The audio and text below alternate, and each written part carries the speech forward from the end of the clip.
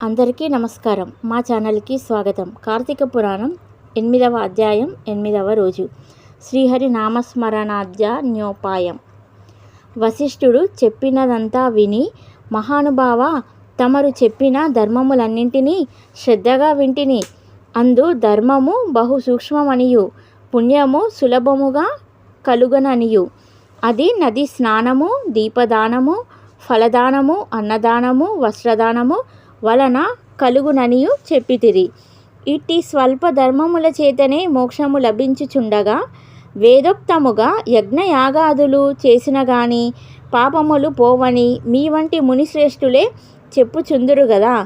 మరి తమరు ఇది సూక్ష్మములో మోక్షముగా కనబరిచినందుకు నాకు అమితాశ్చర్యము కలుగుచున్నది.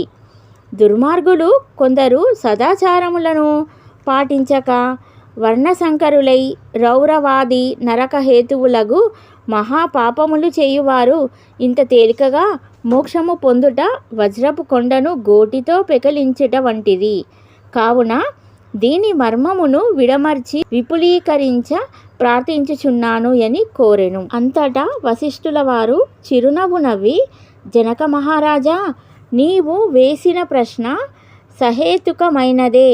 నేను వేదాంగములను కూడా పఠించి తిని, వానిలో కూడా సూక్ష్మ మార్గాలున్నవి అని. ఏమనగా సాత్విక, రాజస, తాపాసములు అని ధర్మము 3 రకములు. సాత్వికమనగా దేశకాల పాత్రలు 3ను సమకూడిన సమయమును, సత్వమును, గుణము జనించి ఫలమంతయును పరమేశ్వరార్పితము కావించి మనోవాక్కయ కర్మలచే నొనర్చిన ధర్మము. ఆ ధర్మమందు ఎంతయో ఆధిక్యత కలదు.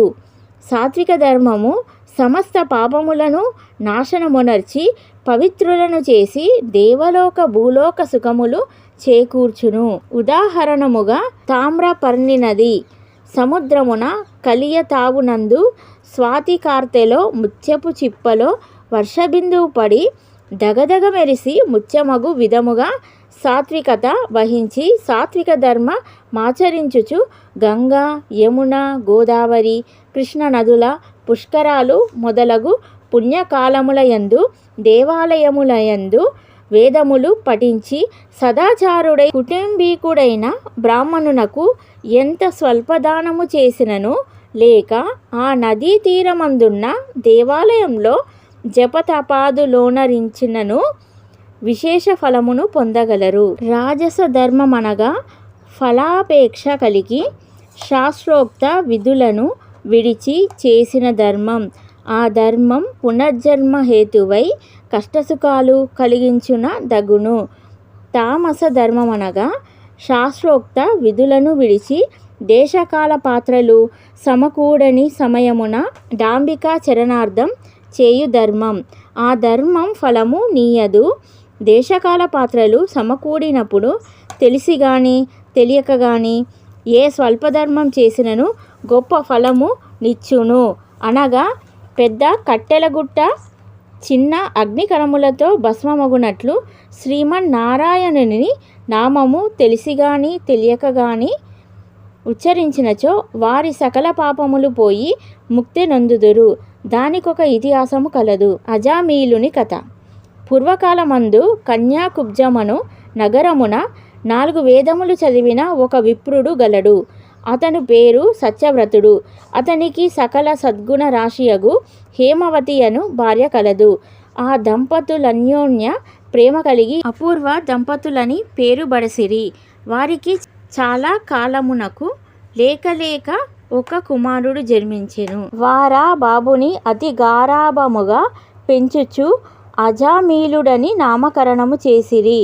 ఆ బాలుడు దినదిన ప్రవర్తమానుడగుచు అతి గారాభము వలన పెద్దలను కూడా నిర్లక్ష్యముగా చూచుచు దుష్ట సాహసములు చేయుచు విద్యనభ్యసింపక బ్రాహ్మణ ధర్మములు పాటించక సంచరించుచుండెను.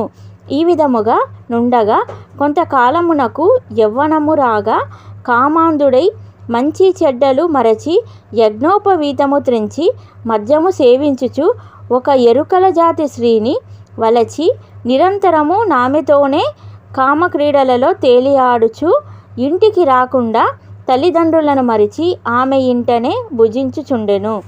అతి గారాభము ఎట్లు పరిణమించినదో వింటివా రాజా? తమ బిడ్డలపై ఎంత అనురాగమున్నను పైకి తెలియపరచక చిన్ననాటి నుంచి అదుపు ఆజ్ఞలలో నుంచకపోయిన ఎడల ఈ విధంగానే జరుగును. కావున అజామీలుడు కులభ్రష్టుడు కాగా వాని బంధువు లతనిని విడిచిపెట్టిరి. అందుకు అజామీలుడు రెచ్చిపోయి వేట వలన పక్షులను జంతువులను చంపుతూ కిరాత వృత్తిలో జీవించుచుండెను. ఒక రోజున ఆ ఇద్దరు ప్రేమికులు అడవిలో వేటాడుతూ ఫలములు కోయుచుండగా ఆ స్త్రీ తేనె పట్టుకై చెట్టెక్కి తేనె పట్టు తీయబోగా కొమ్మ విరిగి క్రిందపడి చనిపోయెను. అజామీలుడు ఆ స్త్రీపై బడి కొంతసేపు ఏడ్చి తరువాత ఆ అడవి అందే ఆమెను దహనము చేసి ఇంటికి వచ్చెను. ఆ ఎరుకల దానికి అంతకుముందే ఒక కుమార్తె ఉండెను. కొంతకాలమునకు ఆ బాలికకు యుక్త వయస్సు రాగా కామాంధకారముచే కన్ను మిన్ను కానక అజామీలుడు ఆ బాలికను కూడా చేపట్టి ఆమెతో కూడా కామక్రీడలలో తేలియాడుచుండెను. వారికి ఇద్దరు కొడుకులు కూడా కలిగిరి. ఇద్దరు పురిటిలోనే చచ్చిరి. మరలా ఆమె గర్భము ధరించి ఒక కుమారుని కనెను. వారిద్దరూ ఆ బాలునికి నారాయణ అని పేరు పెట్టి పిలుచుచు ఒక్క క్షణమైనను ఆ బాలుని విడవక ఎక్కడకు వెళ్ళినా వెంట పెట్టుకొని వెళ్ళుచు నారాయణ నారాయణ అని ప్రేమతో సాకుచుండిరి. కానీ నారాయణయని స్మరించిన ఎడల తమ పాపములు నశించి మోక్షము పొందవచ్చునని మాత్రం అతనికి తెలియకుండెను. ఇట్లు కొంతకాలము జరిగిన తర్వాత అజామీలునకు శరీర పటుత్వము తగ్గి రోగగ్రస్తుడై మంచము పట్టి చావునకు సిద్ధపడి ఉండెను. ఒకనాడు భయంకాకారములతో పాశాది ఆయుధములతో యమభటులు ప్రత్యక్షమైరి.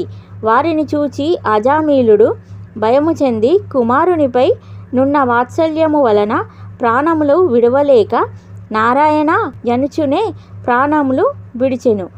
అజామీలుని నోట నారాయణ యను శబ్దము వినబడగానే యమభటులు గడగడ వణకసాగిరి.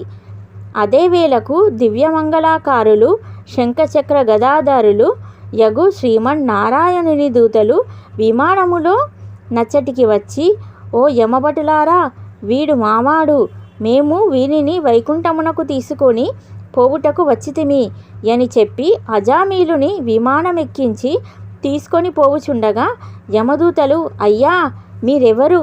వీడు అతి దుర్మార్గుడు. వీనిని నరకమునకు తీసుకొని పోవుటకు మేమిచ్చటికి వచ్చితిమిగాన వానిని మాకు వదులుడని కోరగా విష్ణుదూతలు ఇట్లు చెప్పడొడంగిరి. 8వ రోజు పారాయణము సమాప్తము.